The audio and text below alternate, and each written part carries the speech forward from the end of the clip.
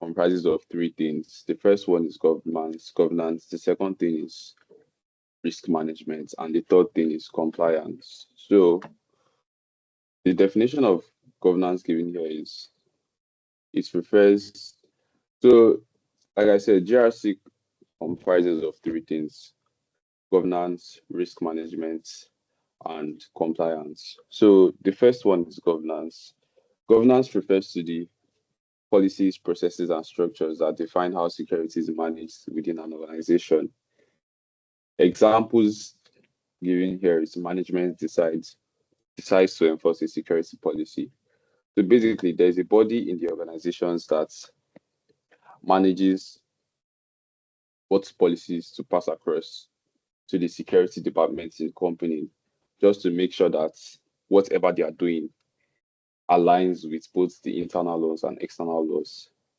Because anything that has to do with security, a lot of regulations are involved just so people's data can be protected. So this governance body are the ones that are managing the policies and also creating the policies for the organization to make sure that whatever they are doing aligns with both the internal laws and external laws, like I said.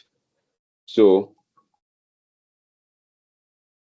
I just finished explaining governance. So let's go to risk management. So before I explain risk management, we have to understand what a risk is.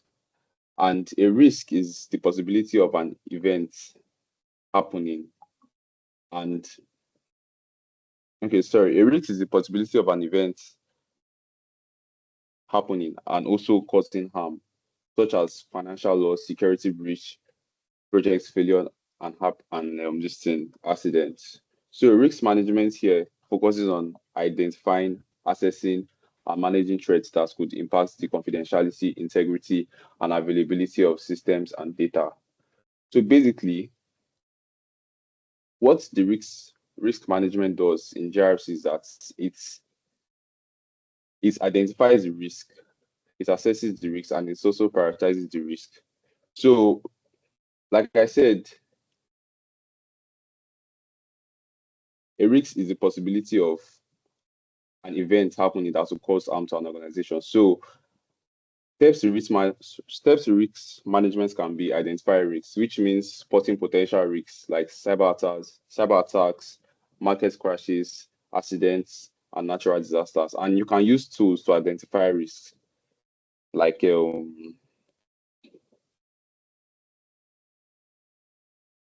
checklists, and also using pods too, and also brainstorming too. And if there is any risk identified, you can also analyze the risk. And I said analyze, you can also assess the risk. You can also prioritize it to respond to risk transfer, and also monitor and review. So I'll list the importance of risk management. So importance of risk management, you have to protect resources, and it also helps with decision making, builds resilience against unexpected events, increases trust with investors and also employees. Because if they know that if the data in the company is not being secure, then your customers won't have trust in you and they would want to partner with you. So that's why risk management is very important, to make sure that the threats are being managed and are being spotted before it happens, and what to also do when it happens. So that's just basically what risk management is about. So the third one is compliance. This ensures the organization meets external laws, regulations, and industry standards like GDPR, HIPAA, PCI, and DSS, which we are going to be talking about. So compliance is just making sure that everything that a company is doing, everything that a security department is doing in an organization is meeting external laws, like I said. And some of these external laws are GDPR, HIPAA, ISO, and PCI DSS. So we're going to be talking about some of these laws and standards too. So let's proceed. So we have cybersecurity policies and best practices. So the policies are written by the governing bodies, and what they do is that they set expectations for employees, they provide legal security They provide legal security, protection. They also standardize processes. They make sure that everything that they are doing within the company is guided by a policy, which is industry standard. So an example of policy, an example of cybersecurity policy can be a password policy. Like most times, if you notice, when you want to set a password, there are some criteria that you have to meet unless your password will not be accepted. So this is because there is a password policy guiding guiding those criteria that you have to meet when creating a password. So you also have access control policy, you have incident response policy. This is a policy that deals with handling that deals with handling incidences when they happen. So like basically it tells you the approach to take when an incident happen and also what not to do. So a policy is a policy is needed for that. And you also have acceptable use policy. So best practices for cybersecurity personnel is regular training because, as we all know, security is ever changing and ever evolving, and hackers are always finding new ways to penetrate the system. So there has to be regular training and orientations to make sure that we are up to date of the latest threats. That's why you are always getting updates on your systems, updates on your phones to make sure that their security their security is strong enough to withhold attackers because hacks are evolving every day. So the defense has to also evolve. So you also have patch management and also encryption. So we're going to talk about cybersecurity frameworks. So what is a cybersecurity framework? A cybersecurity framework is a set of guidelines, standards, and best practices designed to help organizations manage cybersecurity risks.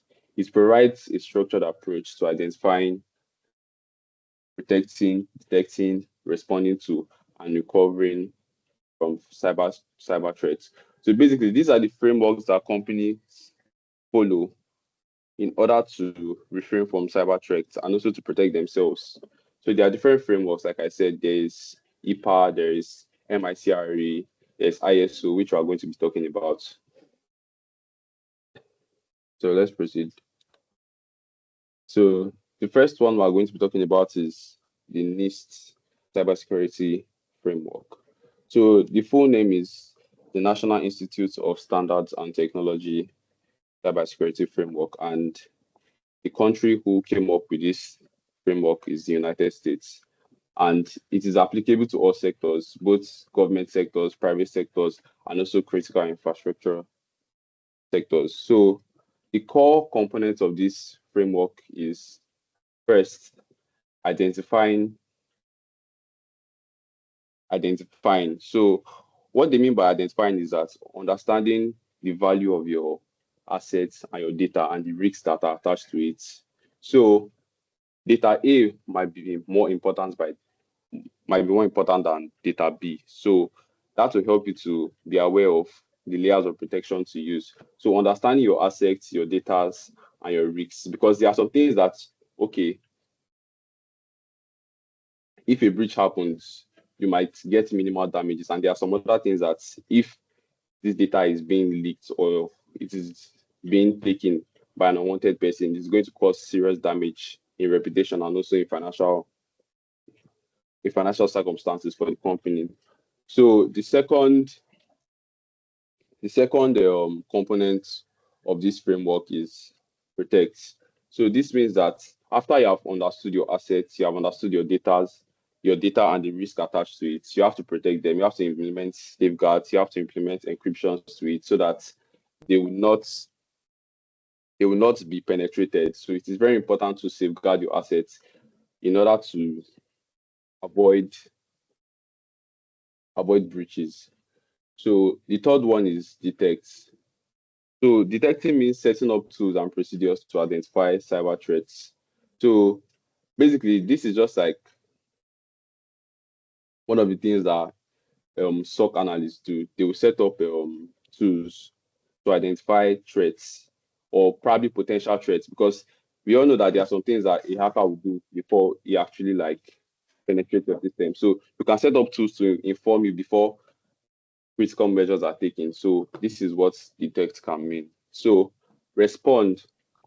Respond basically means planning how to contain and minimize effect of accident. So basically, if peradventure an accident occurs and in peradventure you were not able to like stop the incident from occurring, so this response is going to help you to contain and minimize the effect of the accident. So you might have playbooks. Playbooks are like guidelines to take for different situations. Like, okay, let's say that an information got leaked. So what are the things that you need to do? So a playbook will tell you what to do. And so that's just about it. It's just like a way to minimize effect and make sure that whatever happened does not spread to other sides of the company you are protecting or the infrastructure you're protecting. So recover means basically taking everything back to normal. So restore capabilities and services after an attack. So basically, this is what you will need to do after you have contained your threats. Sorry, after you have minimized the damage of your threats. So you have to bring everything back to normal. Okay, let's just say like an hacker like intruded your data center and sorry, let's just say an hacker intruded your data center and he kind of stole information. So obviously, as a good security person, you are meant to have like a backup. So in order to bring things back to normal, while you are trying to work on the stolen information, you are going to use the backup as a replacement. So that is just an example of how you can restore things back to normal after an attack. So let's proceed. So this is the NIST Cybersecurity Framework. So the first one is identify, the second one is protect, the third one is detect, the fourth one is respond, and the fifth one is recover. So the second framework we'll be talking about is the ISO/IEC framework. So basically that means International Organization for Standardization slash International Electrotechnical Commission. So the use case is for information security management systems implementation, and it is globally recognized internationally. Yes. So the risk-based approach, organizations must assess threats. Organization must assess threats. Okay, sorry. Organization must assess and treat information security risk. And the ISMS establishes controls and policies to manage information securely.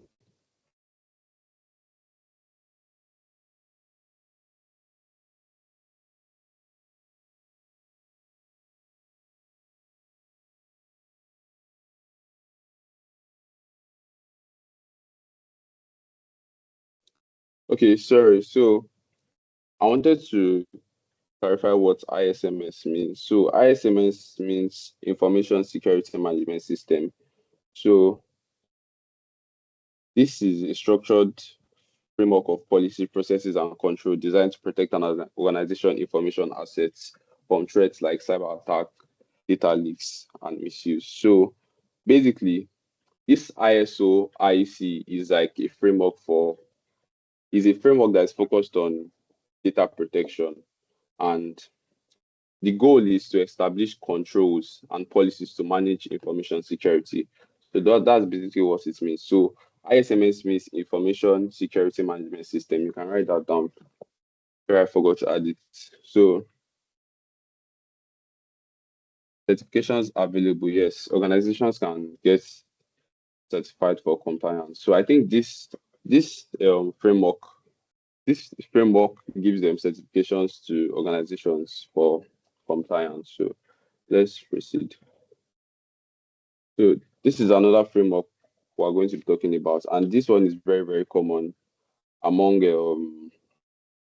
organizations that deal with card payments. Any organization that deals with card payments should follow this framework, and it is called the PCI DSS framework, which is the Payment Card Industry Data Security Standard. So basically, the scope of this framework is to secure handling of credit and debit card data. You know that when you are trying to like do your Play Store subscription now, you use your card number, use your CVV, um use your zip code and all that. So this framework is to guide these companies to make sure that all the data they have is being protected. So it is required by all entities processing cardholder data. So any organization does that handles credit card information has to follow this policy, which is called the PCI DSS policy. Your money point, your OP, your this thing, also your Play Store and all those type of stuff, your Spotify, things that you use your card to pay for. So like they have to follow this policy. So these are 12 core requirements in the PCI DSS policy that these organizations that deal with credit card data have to follow. So the first one is to install firewalls in their systems, which is very important. Also to use strong passwords,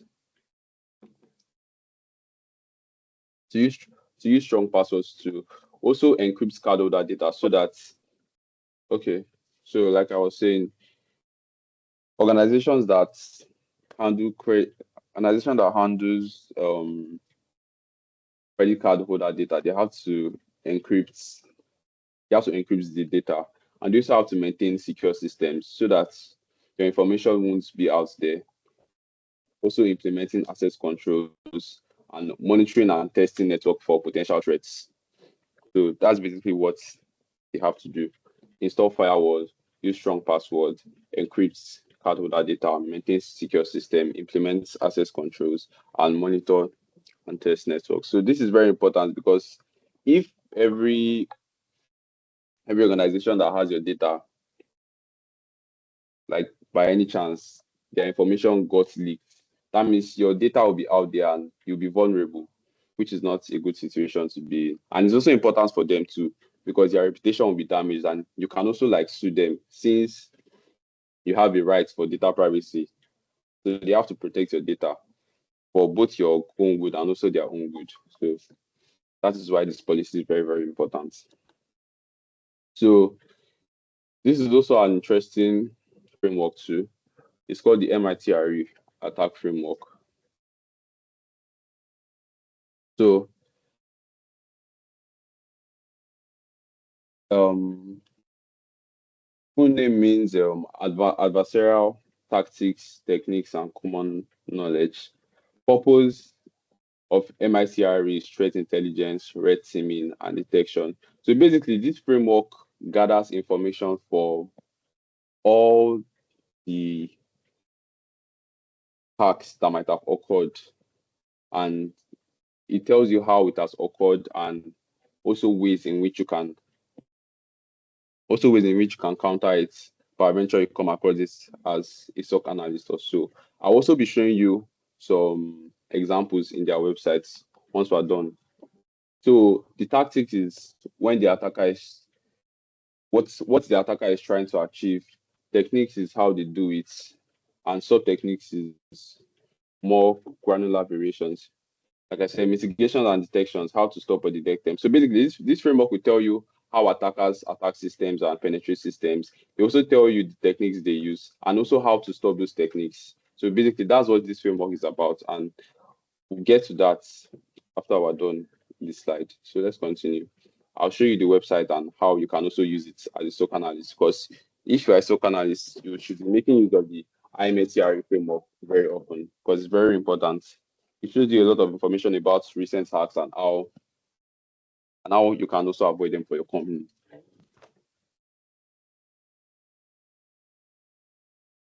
So let's continue. So this is a Nigerian cybersecurity framework. So basically, it's called NCPS, which means Nigerian Cybersecurity Policy and Strategy. And the purpose is to provide a national blueprint for cybersecurity across public and private sectors. So yes, Nigeria also has a cybersecurity framework that companies operating here have to follow. And these are the strategic pillars Number one is enhancing national capacity for cybersecurity, promoting cybersecurity awareness and skills, strengthening legal and regulatory frameworks, developing incident response capabilities, protecting critical information infrastructure, and yes, that is it. So why it matters for Nigerians? The NCPS sets Nigeria's direction on digital protection, critical infrastructural defense, and incident coordination. Understanding it is a key for cybersecurity careers within government, banks, telcos, and national security sectors. So this is basically what the Nigerian cybersecurity framework is about. You can also read more on it, and I'll be sending a PDF of this slide, so you should be able to study more. So let's continue. So basically, we are going to be talking about risk management steps. So remember, GRC comprises of governance, risk management, and also compliance. So these are the steps in which you take to manage your risk. So the first one is identifying threats and vulnerabilities. The second one is assess impact and likelihood. The third one is applying controls, and the fourth one is monitoring continuously. Yes. So the first one is just basically identifying risk, like potential things that can threaten your system. So that's basically what it's talking about. And also vulnerabilities too. Because when you identify risks and vulnerability, it gives you a pathway to assess it and also solve the issue instead of leaving it, and that can escalate into a very, very big issue. So the second thing you can do to manage your risk well is also to assess how likely this risk is meant to happen and how bad the impact will be. So, like I said, different risks have different levels of impact. So you should know the level of impact for your risk and how it will affect the organization. That will help you to protect your organization. So after you do that, you apply controls to avoid and reduce this risk. So that's just basically what you do. You avoid, reduce, transfer, and you accept. So yeah. And the last one is to monitor continuously. So we all know risk change over time. So you must continue to track them and update your plan regularly because attackers are finding different and new ways to penetrate the system. So you should also be on the watch so you won't be caught off guard. So that's just basically it. So the next one is compliance. So compliance is just basically ensuring that organizations follow certain laws and industry standards and also frameworks. So some laws that are listed there, you have GDPR, you have HIPAA. HIPAA is very, very important. So I'm going to talk about HIPAA very, very soon. And in the industry standards like PCI DSS, about card organizations that deal with credit card data of their users. So they have to follow this policy because it's an industry standard. And also these are frameworks for cybersecurity people. So yeah, that's basically it. So I want us to talk about GDPR and HIPAA right now. Let me just stop, stop sharing.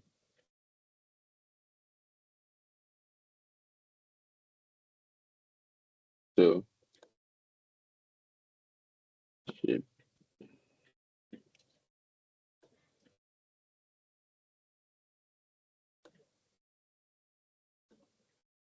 okay. Yeah, so this is just a short summary of GDPR and HIPAA. So, like I said, these are laws that your organizations are meant to follow. So, GDPR means General Data Protection Regulation. And the GDPR is a European Union law that regulates how organizations collect, process, and protect personal data. It applies to all organizations that handle data of EU citizens, regardless of where the organization is based. So the key points of GDPR is it makes sure that the data of EU citizens are protected. Like I said, protects personal data and privacy of EU citizens. Applies globally if data of EU residents is processed, requires explicit consent for data protection and processing, grants rights to individual, which means access, correction, deletion, and data portability, imposes strict penalties for non-compliance. So if you are a company and you don't protect your user data properly, you are at risk of getting a penalty, which is written here up to 4% of your annual revenue. And that is bad for your company financial situation and also your company reputation because users will not trust you with their data. Since that will enable them not to work with you. So that is why following all these compliances are very, very, very important. And different regions, you have different data compliance rules. So you have to follow them according to the region you are in, your organization is in. So the last one we're going to talk about is going to be HIPAA. So HIPAA is your Health Insurance Portability and Accountability Act. So HIPAA is a United States law that establishes standards for protecting sensitive patients' health information. It applies to healthcare providers, insurers, business associates that handle protected health information. So basically, this HIPAA this HIPAA Act has to do with I said HIPAA Act, sorry. This Health Insurance Portability and Accountability Act has to do with healthcare providers. So it applies to healthcare providers.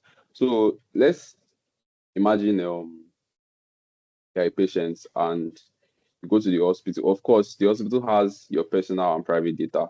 So this is a guideline to protect the hospital from mishandling this data. Of course, as a patient, you wouldn't want your data to be everywhere and anywhere and in anybody's eyes. So HIPAA comes to enable this by creating guidelines to protect patients' data and ensure that they are always safe.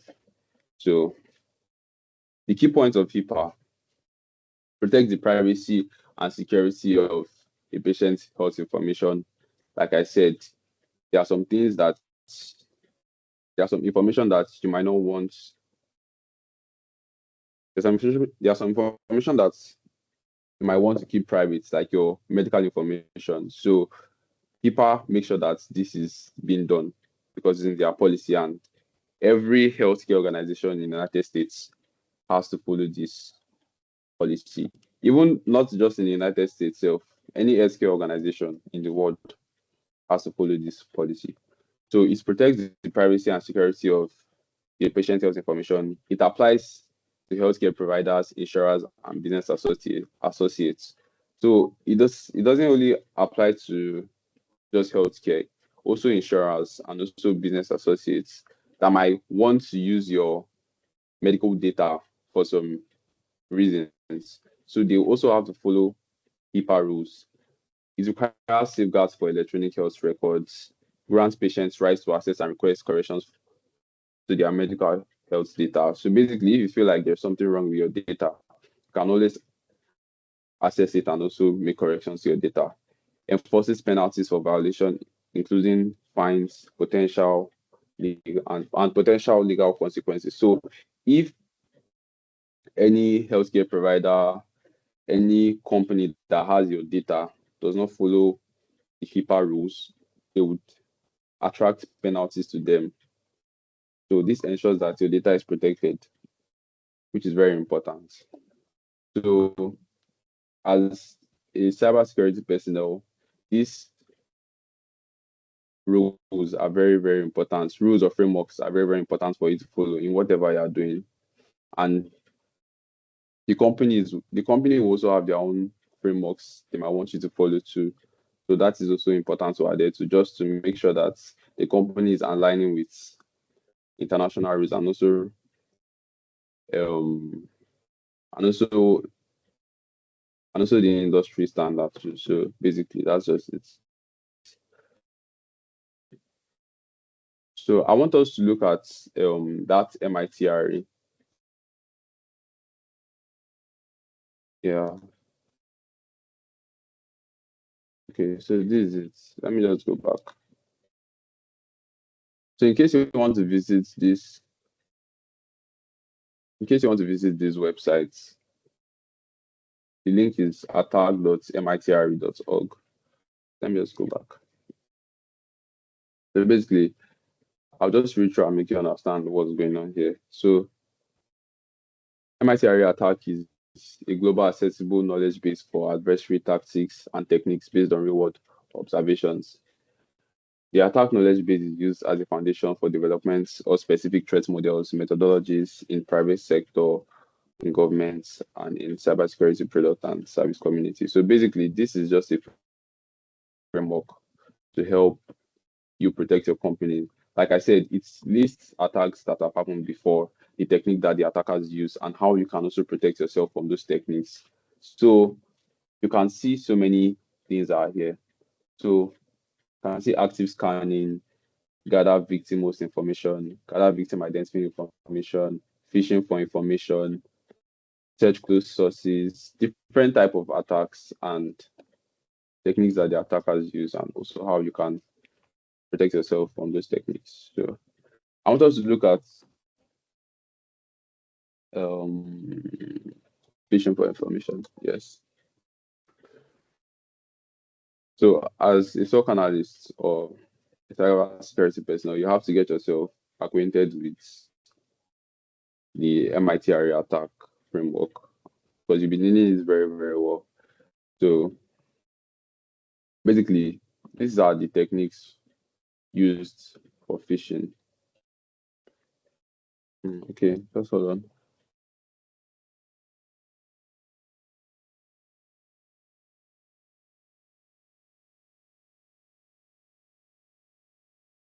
Okay, so let's look at phishing for information, spear phishing service.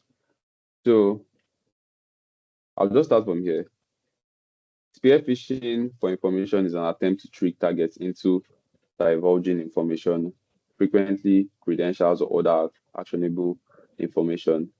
Spear phishing for information frequently involves social engineering techniques, such as posing as a source with reason to collect information. So basically, spear phishing is like a technique used to collect valuable information from an organization, and ways in which they can spearfish someone is using social engineering techniques by being an imposter and also other things too.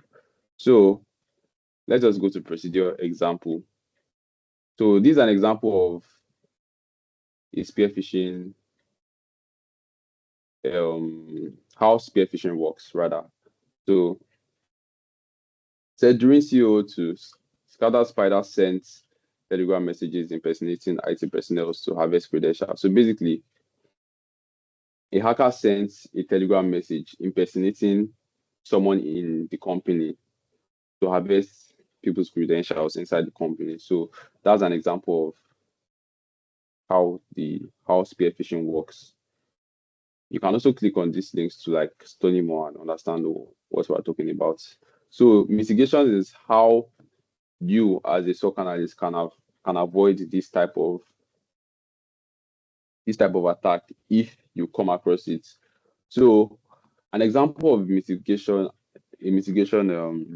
technique is being trained to identify social engineering techniques and spear phishing attempts. So there is a way you know that you are being social engineered to give us information.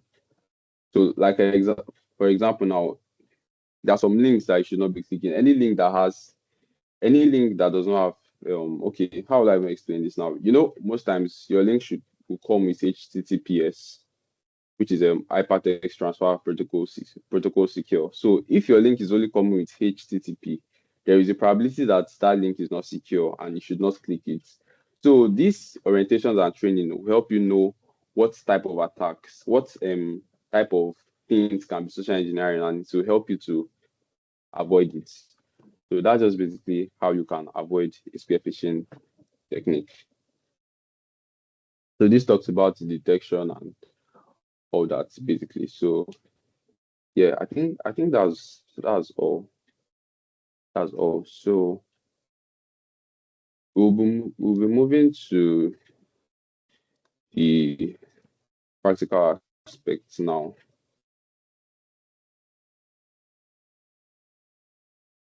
Yeah. So,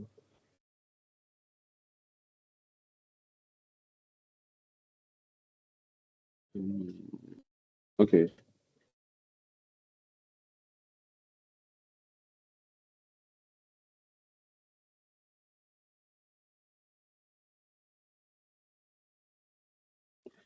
Okay, so we're just going to run through a security policy sample just to get you familiar with how it is meant to look like. So this is a compliance checklist for general data protection regulation, and in short, that is GDPR. So this is a security policy for a small company, and this is the overview. And this compliance checklist table is telling us the category of the policies and which one have been implemented. So we're just going to read through it, and I'm going to explain some things to better your understanding on it, basically. And you would also be given an assignment to create a security policy for a small organization. So that will be communicated to you after the class. So let's continue. So introduction. Let me just start from the beginning.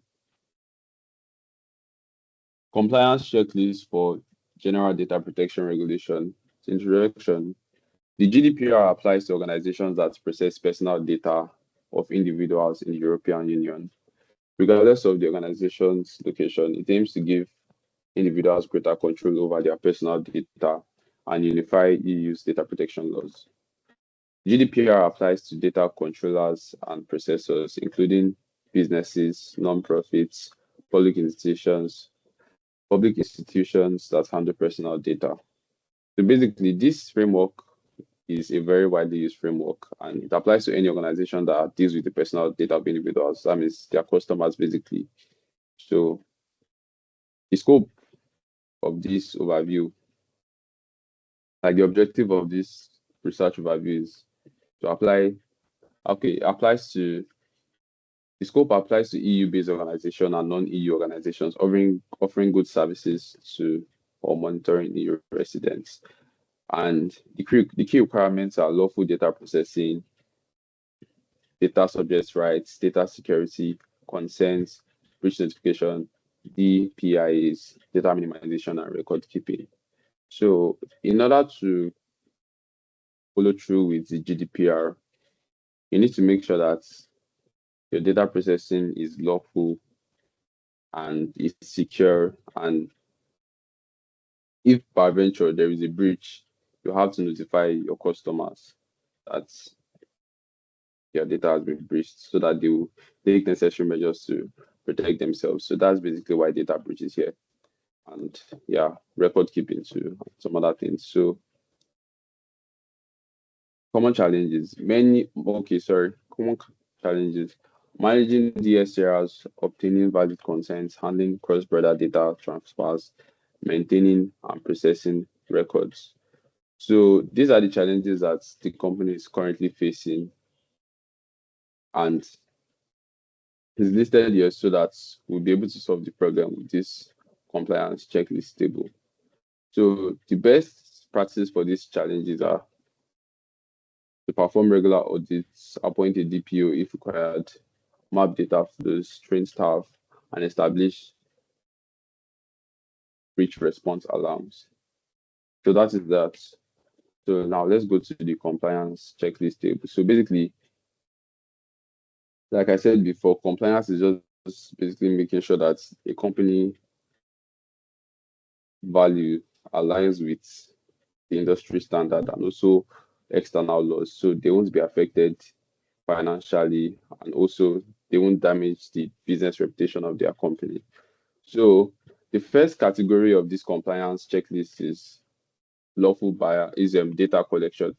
So the requirement for data collection is lawful basis for processing personal data. The actionable step to take for this requirement is identify and document lawful basis, e.g., consent, contract, legal obligation for data processing services. So they stated that they have not started, they've not started implementing these requirements in the company. So that is why it is stated that it is not started here. So of course, actionable measures have to be taken by the company to implement data collection in a lawful way. And the second one is data subject rights. And the requirement is to facilitate data subjects access requests. Actionable steps to take: implement procedures for receiving, verifying, responding to access correction, deletion, portability requests within 30 days. And yes, that is already in progress, which is a good thing for the company. The third one is data protection. This is to secure personal data. And the actionable step to take is to apply encryption and access control mechanisms for both data at rest and data in transit. So I think we have three forms of data. I think data at rest, data in use, and data in transit. So the actionable step here is to apply encryption and access control mechanisms for both data at rest and data in transit. And yes, very good for the company. The company is already doing this. Okay, sorry, it's already in progress rather. So they're already taking actionable measures to make this happen. So the third one is consent management. So this requirement is obtaining valid and informed consent. The actionable step is to ensure all consent forms are clear, specific, and provide opt-in checkboxes, record and manage consent history. So this has not started, which is not good, and the company is meant to implement measures to start this compliance category, so it won't affect them. So the second one is data minimization to limit data to what is necessary. So the actionable step is to conduct data audits to identify and eliminate excessive or unnecessary data collection. So basically, this is basically giving the data that is needed and not unnecessary amounts of data, because if an organization should have data that is not useful to them, which is your own, it can cause serious problems if your data is breached, and also security problems too. And unfortunately, this is not implemented. So the company also has to work on that. Privacy policy. This is to provide transparent privacy notice, and the actionable step is to draft and publish a GDPR compliant privacy policy detailing process purposes, legal basis, data retention, and user rights. And they've successfully completed this. This is a very, very good thing. So kudos to the company. So this is for third-party processors, and the requirement is to vet and contract data processors. That means you should review all the vendors processing personal data, sign data processing agreements. So basically, you all know that as an organization, you would have business partners, and these business partners, you guys will actually have data that you are working with together. So this framework is to make sure that the data processing agreements are being reached, so it won't affect either your side or their side. So it deals with like third-party companies. You get companies that work together using the same, like probably the same data. So just to make sure that everything is good and secure. So you have to review all vendors processing personal data as your company gave to them because you are working with them, and also sign data processing agreement. So this company has that in progress. That means they are working on it. And this is a breach notification. Like I mentioned before, requirements is to notify authorities and affected individuals. So like if a breach happens, some companies might choose to keep quiet just to protect their reputation, but GDPR requires them to inform the affected authorities or individuals so that the individuals and authorities can protect themselves in the best way possible. So develop and test a breach response plan to detect, report within 72 hours, and document data breaches. So basically, you need to have a breach plan, or you can call it a breach playbook too. So this will tell you what to do once a breach, if a breach occurs, so you won't be confused. So most procedures in cybersecurity have frameworks that they follow to guide them, so there won't be confusion and things like that. So one of them is also a breach response plan, a breach response plan rather. So this tells you what to do once a data breach occurs. And one of them is notifying authorities and affected individuals of the incidents that occurred. And this company, unfortunately, has not started anything. So they definitely have to work on that. And you have record keeping, you have data transfers. Okay, I'll just go through data transfers. Data transfer protects cross-border data transfer. Okay, requirement is to protect cross-border data transfers, and the actionable step is to implement standard contract contractual, contractual clauses or other legal safeguards for international data transfers, and they've not started this, so they have to work on this. And data protection officer. So the requirement is to appoint someone to be a data protection officer, and yes, they've completed that. So that is good. So basically, this is what a compliance a compliance checklist can look like for a small organization.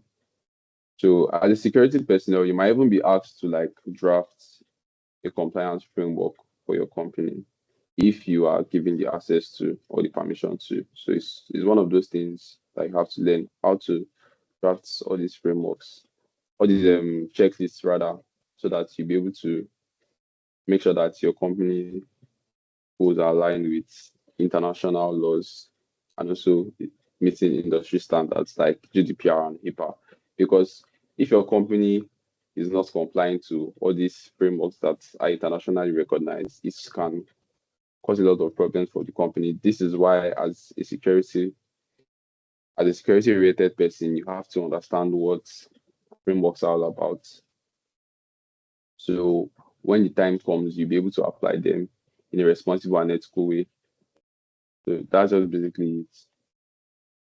And I think that is the end of today's topic.